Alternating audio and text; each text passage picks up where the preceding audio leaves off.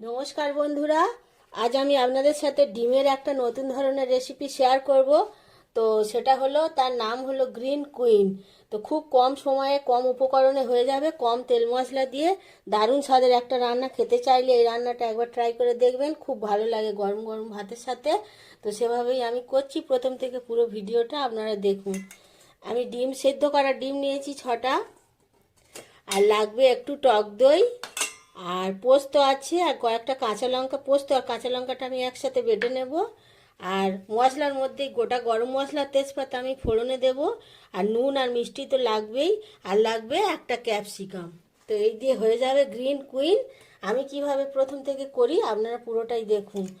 এই ক্যাপসিকামটা আমি ছোট ছোট করে আগে কেটে নেব, নিয়ে শিলনোড়াতে বেটে নেব। এটা কিন্তু মিক্সিতে বাটলে পাতলা হয়ে যাবে, তো সেজন্য শিলনোড়াতেই বাটবো।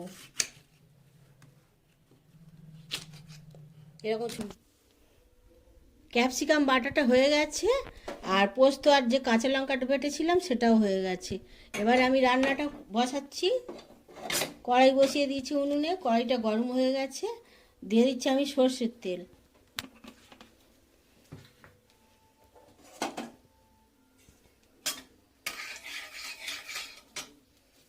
তেলের ওপরে একটুখানি নুন দিয়ে ডিমগুলো আমি একটু ভালোভাবে ভেজে নেব।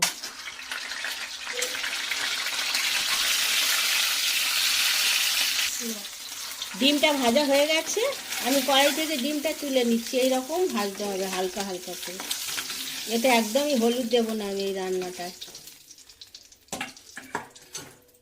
কড়াইতে যে তেলটা রয়েছে ওই তেলেই আমি ফোড়ন দিয়ে দিচ্ছি, 2টো তেজপাতা আর গোটা গরম মশলা।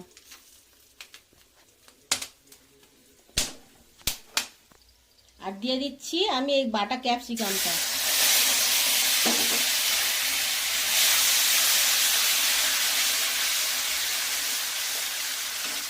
আদা পেঁয়াজ রসুন ছাড়া ডিমের এই নতুন রেসিপিটা একবার হলেও ট্রাই করবেন, খুব ভালো খেতে লাগে।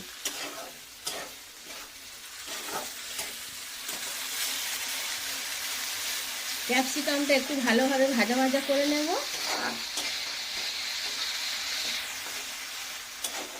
এর সাথে দিয়ে দিচ্ছি টক দই।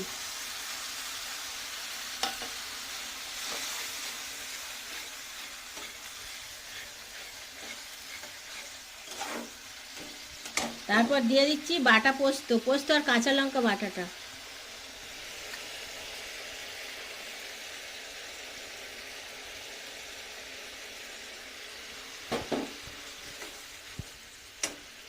দিয়ে দিচ্ছি পরিমাণ মতো নুন আর চিনি।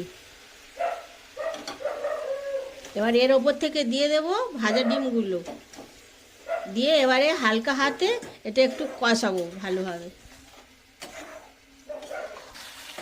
তো বন্ধুরা, নাড়াচাড়ার পরে ঠিক এই রকম শুকনো শুকনো হবে, আর নামিয়ে নিতে হবে। এবার আমি গ্যাসের ফ্লেমটা অফ করে দিলাম, আর পরিবেশন করে এবার আমি দেখাবো। তো বন্ধুরা, বাঙালির প্রিয় ডিম ভালোবাসে না এমন বাঙালি নেই। আর সেই ডিম দিয়ে যদি নতুন মনে কিছু খেতে ইচ্ছা করে, তো এই রান্নাটা একবার করে খাবেন, খুব ভালো লাগে সত্যি বলছি। আর গরম গরম ভাতের সাথে দারুণ লাগে। আর এই রেসিপি যদি আপনাদের ভালো লেগে থাকে তো লাইক কমেন্ট শেয়ার করবেন, আর প্লিজ আমার চ্যানেলটাকে সাবস্ক্রাইব করবেন, পাশে থাকবেন।